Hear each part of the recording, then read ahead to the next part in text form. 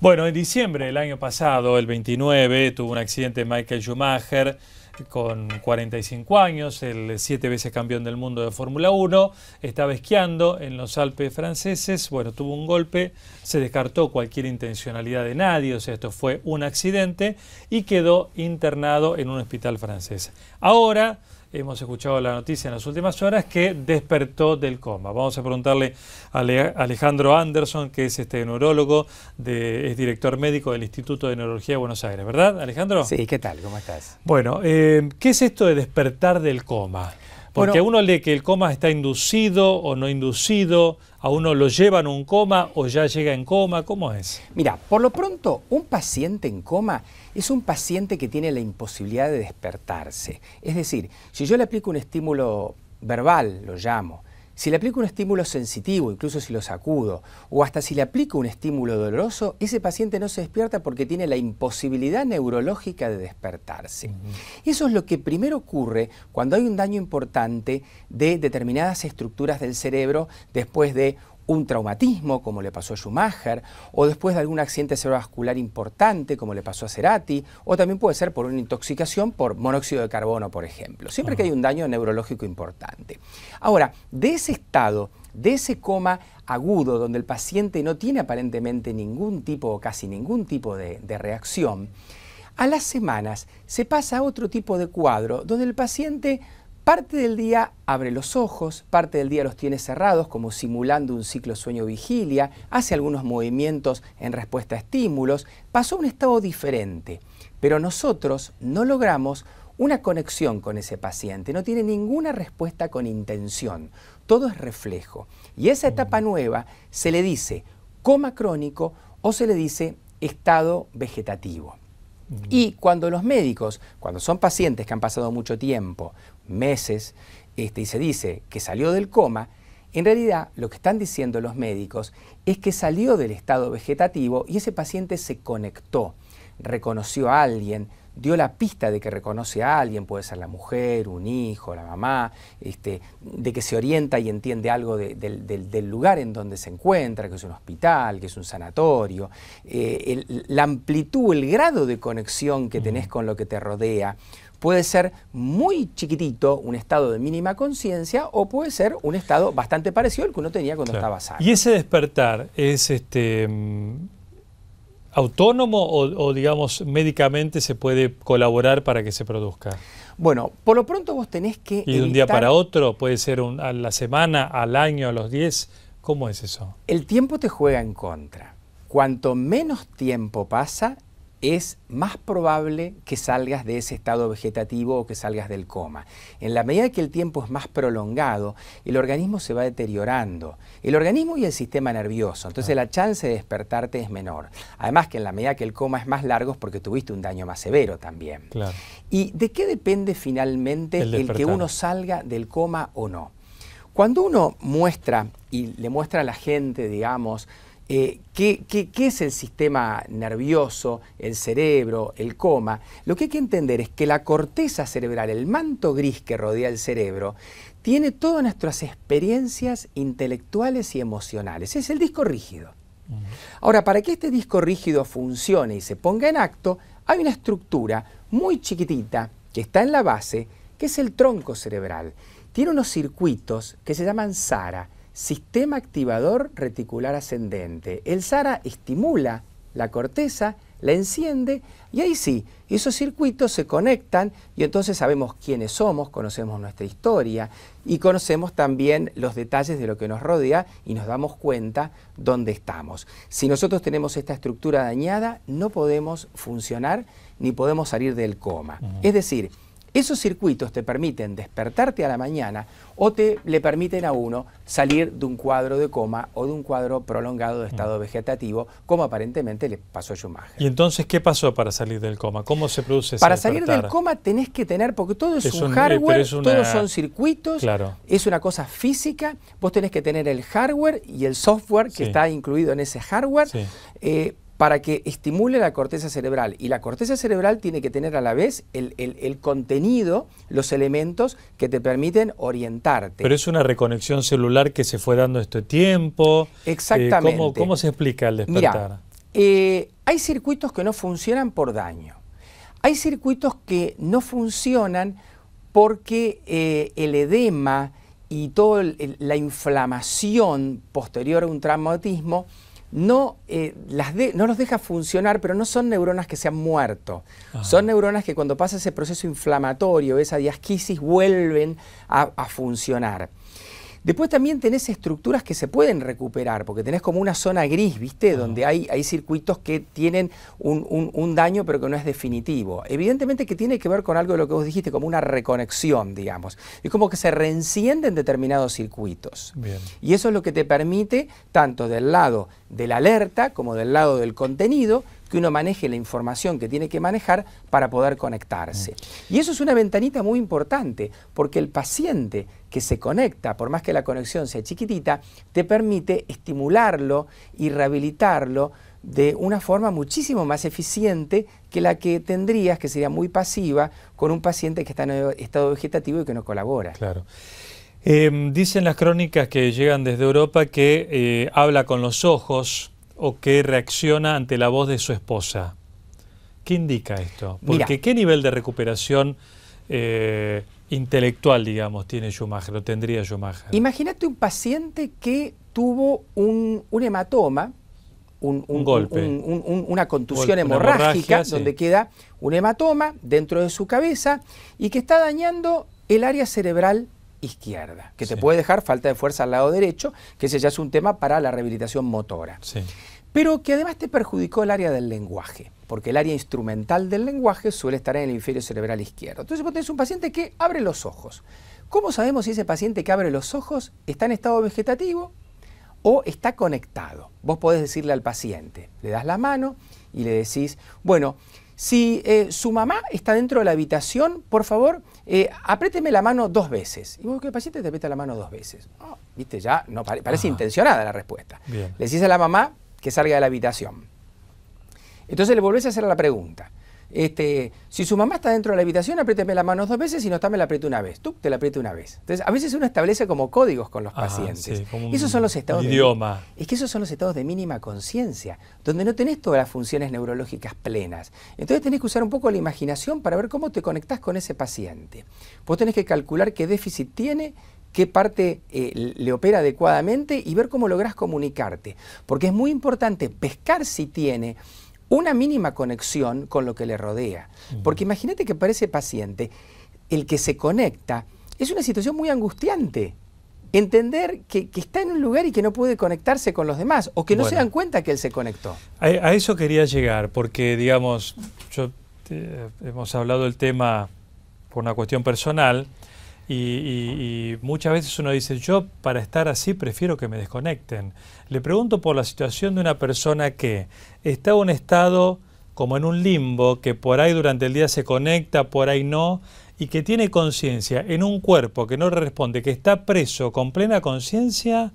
¿Qué vida es para esa persona estar así?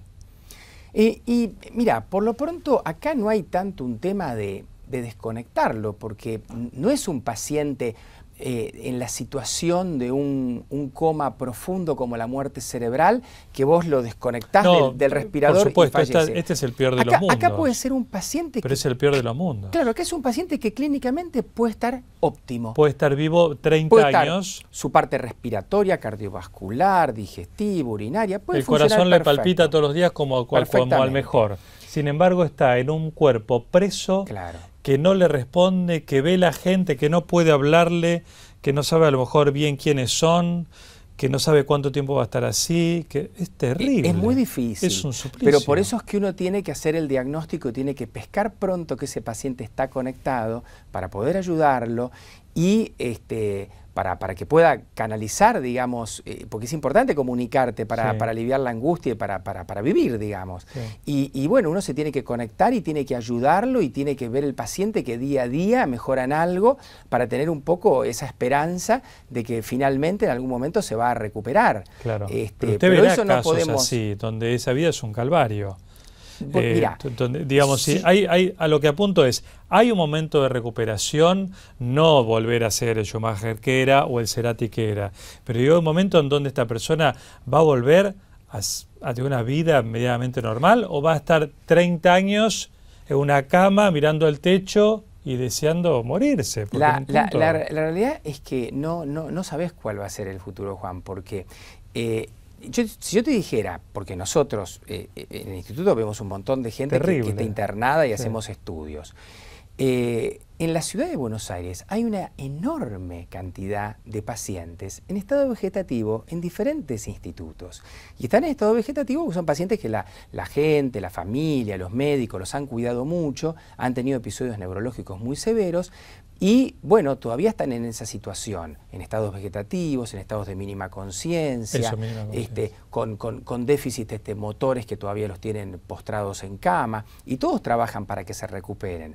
Pero, claro, no todo el mundo sale del estado vegetativo, no todo el mundo logra salir claramente de un estado de mínima conciencia o de volver a ser autoválidos, porque también tu pregunta apunta a, bueno, quizás tenga algún déficit, pero ¿voy a poder ser autoválido? Bueno, no todo el mundo puede ser autoválido. En la medida que la ciencia va progresando, se van mejorando los resultados, pero la realidad es que hay determinado grado de nivel de daño del sistema nervioso, del cual todavía los pacientes no se recuperan. La muerte neuronal por ahora es irreversible.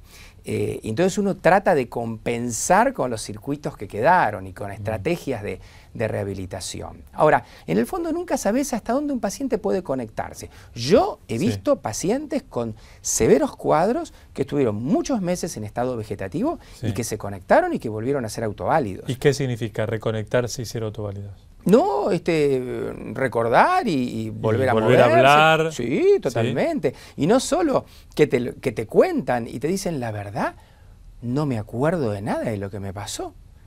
Tengo 3 meses de mi vida completamente borrados. Yo solamente me acuerdo del día que me conecté. Porque les queda un blanco. Claro. Porque los circuitos de memoria no te ingresan datos nuevos en ese momento. Es el que estuvo dormido, digamos, pero el que estuvo con mínima conciencia... Y tiene los datos muy perdidos. Es difícil de responderte, porque en el fondo lo tienen como en una nebulosa, la mayor parte de los de mínima conciencia. Hay un cuadro muy especial que se llama síndrome de enclaustramiento, que parece mínima conciencia, porque el paciente no se mueve prácticamente nada, solamente tiene movimientos oculares, porque tiene un daño en un área del tronco cerebral muy puntual, pero ese paciente registra todo perfecto. Ese paciente sí se acuerda de todo, pero no todos tienen el síndrome de enclaustramiento. El de mínima conciencia tiene más limitado el recuerdo. Bien. No, le pregunto esto porque veo que a veces se publica una información diciendo Schumacher salió del coma. Y la gente dice, bueno, en un mes está manejando un auto. Y el futuro de Schumacher es un futuro... limitado, es que no solamente tenemos que hablar y tenemos que pensar en qué ocurrió en el cerebro de Schumacher para que la conciencia esté ahora en este nivel, en el nivel de salir de un estado vegetativo, sino que tenemos que ver qué ocurrió con su capacidad de coordinar los movimientos, qué ocurrió con su motricidad, con su sensibilidad, con su equilibrio, porque hay otras áreas neurológicas que vas a tener que rehabilitar. En algún momento dijeron que tuvo un hematoma, algunos dijeron que fue un hematoma del lado izquierdo del cerebro. Por otro lado, Schumacher ha tenido otros accidentes, ha tenido accidentes en moto, ha tenido otros daños a nivel de la columna cervical, también en algún momento se habló de algún pequeño daño neurológico fruto de alguno de estos accidentes previos, previos a este accidente más grave. Y en el caso de Cerati, ¿cuál sería el diagnóstico?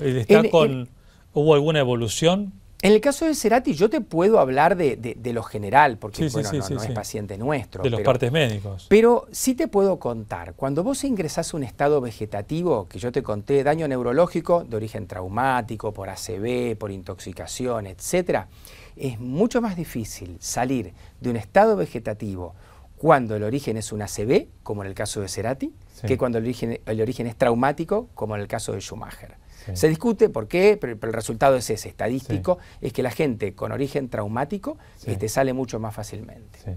¿Y el caso de Cerati sería vegetativo? El caso de Cerati es un paciente aparentemente en estado vegetativo que llegó a esta situación por un daño neurológico que tuvo que ver con un accidente cerebrovascular.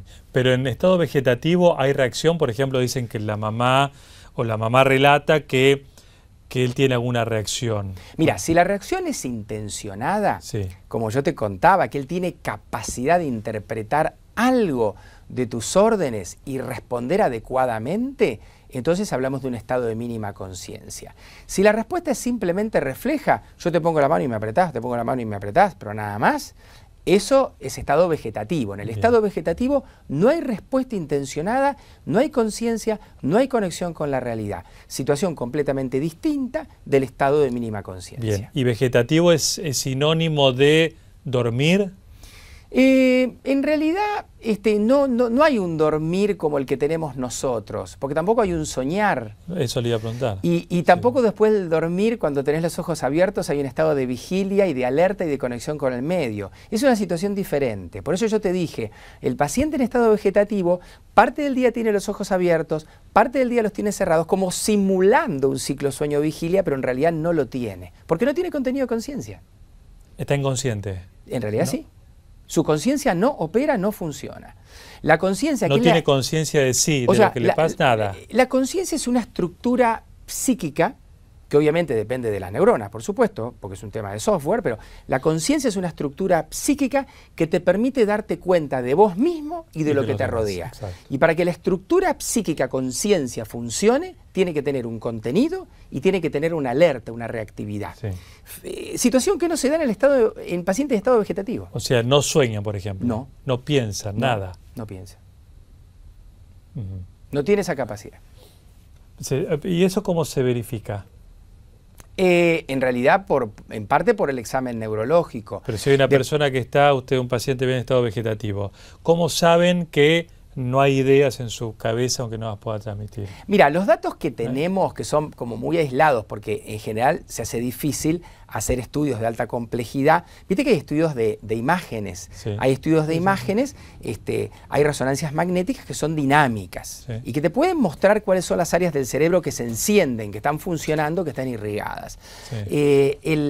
El dibujo de cuáles son las áreas del cerebro que se encienden, que están funcionando, es diferente, completamente diferente en los pacientes que tienen estado vegetativo respecto a los que tienen mínima conciencia. Sí.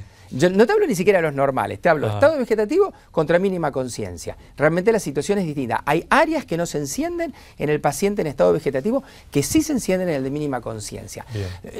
Hoy en día no se usa todavía como método diagnóstico, pero sí hay un montón de reports, de trabajos experimentales donde te lo muestran. Bien. El electroencefalograma también es distinto. El electroencefalograma es mucho más lento y más desorganizado. La corteza cerebral no funciona de la misma manera en el paciente en estado vegetativo respecto del que está conectado. Bien.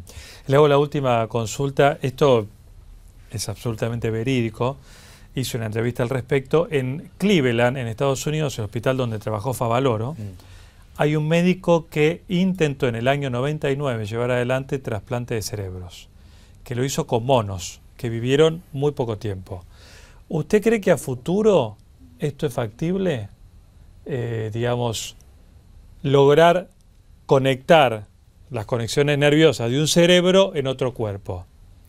Mira, lo que se está pensando y viendo, bueno, hay muchas cosas, pero por un lado uno podría pensar, bueno, ¿cómo puedo hacer yo para restituir, para reconstruir los circuitos que a este paciente se le dañaron y no le permiten tener entonces esas funciones neurológicas que tanto él necesita? Lo más lógico sería que yo tome células de su cuerpo, ya está la tecnología y se identificaron los genes, que aparentemente son 4, para ponerle una célula común y que se transforme en célula madre. Y que esa célula madre después la podamos inducir a que se transforme en neurona y colocarle eso. Bien. Eso es una idea ya, la última parte es teórica, pero eso sería como más lógico porque le estás poniendo al paciente algo que inmunológicamente no va a rechazar. Y los otros proyectos son mucho más vinculados al mundo de la computación. Son interfaces, son estructuras, es como un chip que tiene una parte que se puede unir al tejido biológico. Y esto más se ha pensado cuando tenés un área chiquitita que cumple alguna función importante y que te falta. Por ejemplo, si vos tenés toda la corteza cerebral sana, tu cerebro cerebro sano, Sí. pero el tronco cerebral, la estructura que te permite despertarte, no Sí, funciona. sí. ¿Cómo podés hacer para poder que eso funcione? Bueno, uno dice, o le implantamos las neuronas que no tiene, o le colocamos una especie de chip para que esto, como un marcapasos, mande la señal a la corteza cerebral y la encienda. Bueno, esas ideas sí están dando vueltas, pero a ese nivel. Bien. Porque hace 500 años un trasplante de corazón era ciencia ficción. Claro, el punto es que las neuronas son, claro, son muy largas, conectan diferentes estructuras entre sí. Después las neuronas, si vos ponés neuronas de otra persona, se van a rechazar. Pero a la vez la neurona tiene una información guardada dentro para poder cumplir su función. Muy bien. Gracias, doctor, por venir. No, gracias a muy, vos, muy te interesante. agradezco. El doctor Alejandro Anderson, neurólogo del Instituto de Neurología de Buenos Aires. Bien, ya está el amigo Luis Novarecio, sigan con él acá en Infobae.